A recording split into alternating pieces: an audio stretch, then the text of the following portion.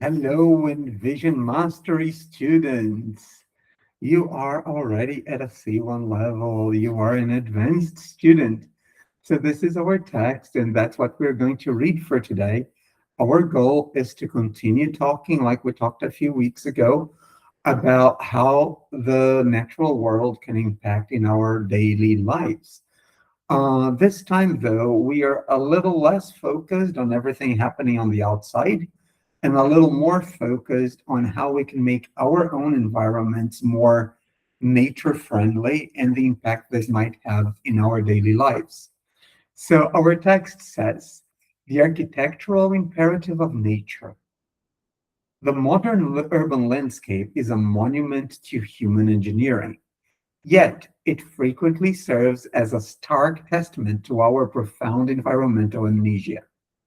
We have systematically engineered nature out of our daily existence, opting instead for the sterile efficiency of concrete, steel, and fluorescent illumination. However, this relentless pursuit of urbanization has catalyzed a severe environmental mismatch. The human nervous system is honed over millennia to interpret the subtle fractal complexities of the natural world, is now subjected to the harsh, unrelenting stimuli of the artificial office environment. This profound biological disconnection is not merely an aesthetic tragedy. It is the root cause of a pervasive modern malaise characterized by chronic cognition depletion, elevated cortisol levels, and diminished psychological resilience. To rectify this existential oversight, progressive architects and organizational psychologists are championing the philosophy of biophilic design, coined by psychoanalyst Erich Fromm and popularized by biologist E.O. Wilson. Biophilia asserts that human being possesses an innate genetically determined affinity for the natural world.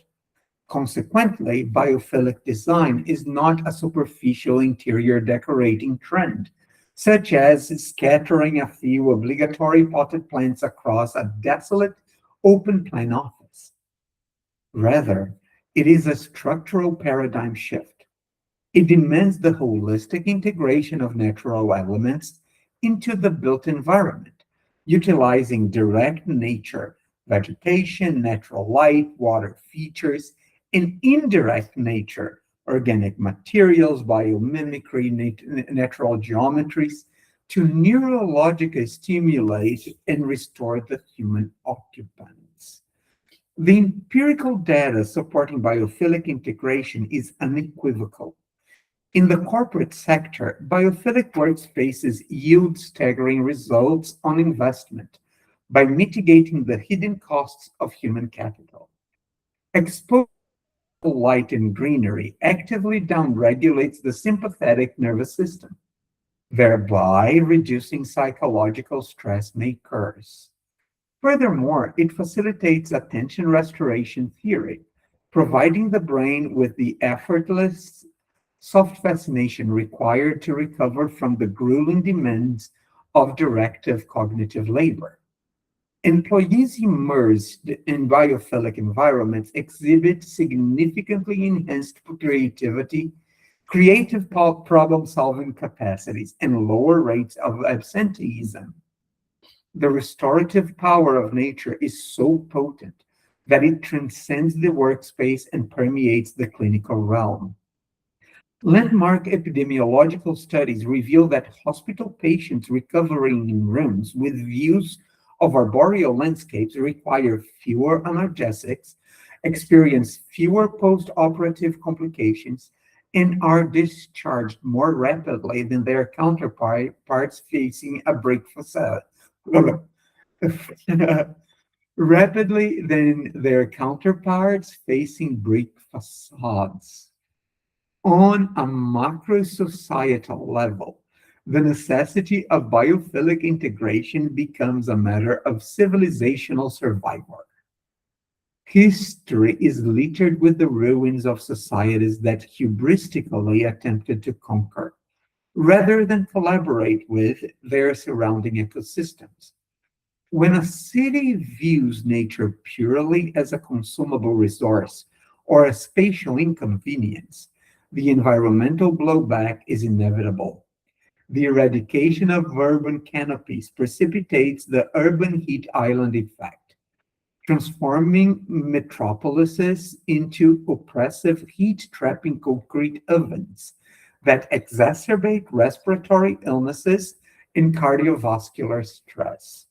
Conversely, cities that elevate the status of their urban forests, treating trees as critical living infrastructure rather than ornamental luxuries, reap profound ecological dividends.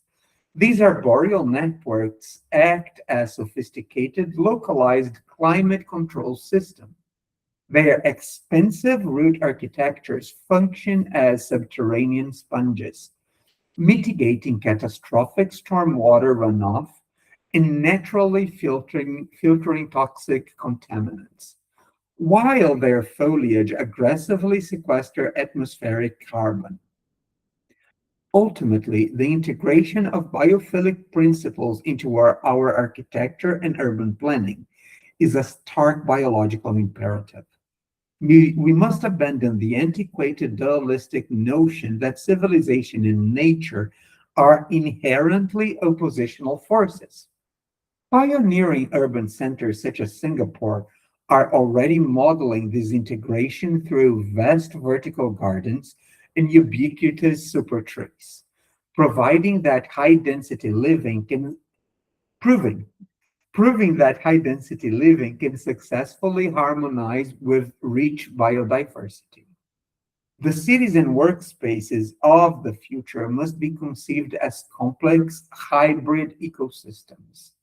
By fundamentally acknowledging our primal, inextricable dependency on the natural world, we can construct environments that do not merely warehouse human populations, but actively regenerate the human spirit. So, for you in our class, we are going to examine these questions, but really think about your life, your spaces. How biophilic are they? Are you even taking that into consideration? Okay? See you in class.